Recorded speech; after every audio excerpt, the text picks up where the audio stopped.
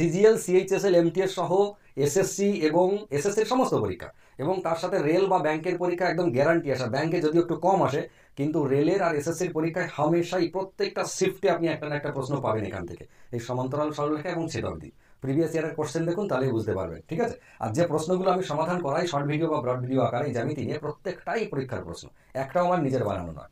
দেখুন এই যে অঙ্কটা দিয়েছে চিত্রে পি কিউ আর আর এর সমান্তরাল সরলরেখা, এই ভদ্রলোক এরা দুজন সমান্তরাল সরলরেখা হলো, ব্যাস। আর কি জানতে চেয়েছে? কিউ ও এস, এই যে কিউ ও এস এই কোণটার মান কত, দুটো কোণের মান দেওয়া আছে, ব্যাস। আপনাকে কিচ্ছু করতে হবে না, যে কনসেপ্ট আমি আপনাদেরকে শিখিয়েছি ত্রিভুজের বা চতুর্ভুজের, আপনি শুধু ধরে এইটা টেনে দিন, হলো, এটা টেনে দিলেন।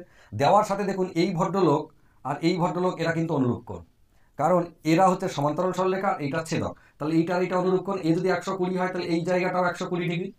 এবার আপনি ভালো করে একে আলাদা করে নিয়ে চলে যান, এই জায়গাটাকে আলাদা করুন, ঠিক এই জায়গাটা আলাদা করে কিভাবে নেবেন?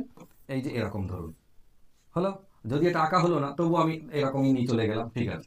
এবার এই জায়গাটা হচ্ছে 120 ডিগ্রি আর এই জায়গাটা 135 ডিগ্রি। আপনি ভেবে দেখুন তো, সেই ত্রিভুজের কনসেপ্ট কি নয় এটা? যে একটা ত্রিভুজের যে কোনো একটা বাহুকে বর্ধিত করে দিলাম একটা বহিস্থ কোণ বানানোর জন্য, এইটা হলো। তাহলে এই কোণের বহিস্থ কোণের মানটা কার উপর নির্ভর করে? তার বিপরীত যে দুটো অন্তস্থ কোণ আছে এই দুটোর যোগফলের সঙ্গে। আর এ যদি 135 হয়, এ 120 হয়ে যাচ্ছে, তাহলে বাকিটায় কত ডিগ্রি? তাহলে এই বাকিটা 15 ডিগ্রি, বা সিম্পল উত্তর কত?